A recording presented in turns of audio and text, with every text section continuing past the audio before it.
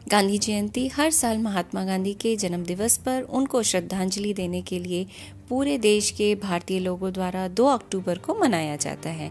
महात्मा गांधी एक महान स्वतंत्रता सेनानी थे जिन्होंने हमारे देश को अंग्रेजों से आजाद करवाया था। गांधी जी अहिंसा के पुजारी और प्रचारक भी थे। पूरे विश्व में बापू के दर्शन, अहिंसा में भरोसा, सिद्धांत आदि को फैलाने के लिए अंतर्राष्ट्रीय अहिंसा दिवस के रूप में गांधी जयंती को मनाया जाता है।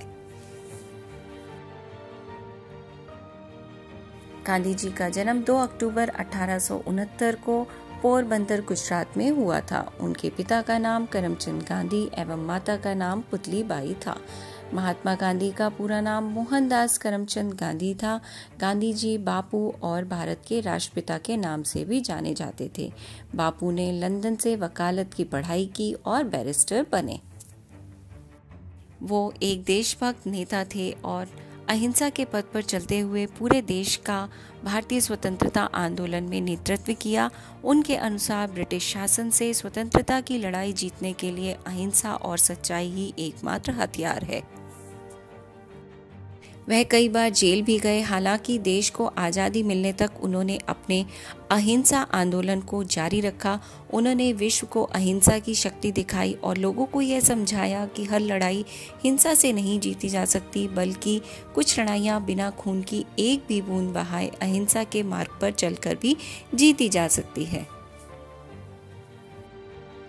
ब्रिटिश शासन से आज़ादी प्राप्ति में भारतीय लोगों की मदद करने के लिए इनके द्वारा 1920 में असहयोग आंदोलन, 1930 में दांडी मार्च या नमक सत्याग्रह और 1942 में भारत छोड़ो आदि आंदोलन चलाए गए थे।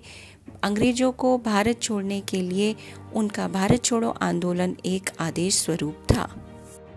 आज़ादी में बापू के योगदान के कारण उन्हें राष्ट्रपिता का ओहदा दिया गया। बापू साधारण जीवन जीना पसंद करते थे। वे चरखा चलाकर सूत बनाते थे और उसी से बनी हुई धोती पहना करते थे। भारत पाकिस्तान के विभाजन के बाद देश में काफ़ी अराजकता फैली हुई थी। इस दौरान बापू पीड़ित इलाकों में लोगों को समझाने जाते थे। उसी दौरान नाथूराम गोडसे ने 30 जनवरी 1948 को गोली मारकर बापू की हत्या कर दी। गांधी जयंती हर साल स्कूल, कॉलेज, शिक्षण संस्थान, सरकारी और गैर सरकारी संस्थाओं आदि में मनाया जाने वाला देश के 3 राष्ट्रीय अवकाशों में से एक है।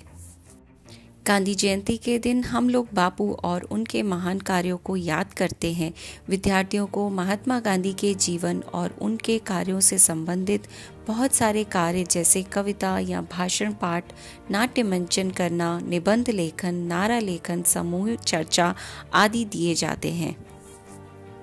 इस भाषण के निष्कर्ष में मैं केवल यही कहना चाहूँगी कि हम सभी को महात्मा गांधी के जीवन से कुछ सीखना चाहिए और हमारे राष्ट्र को महान बनाने की कोशिश करनी चाहिए। धन्यवाद।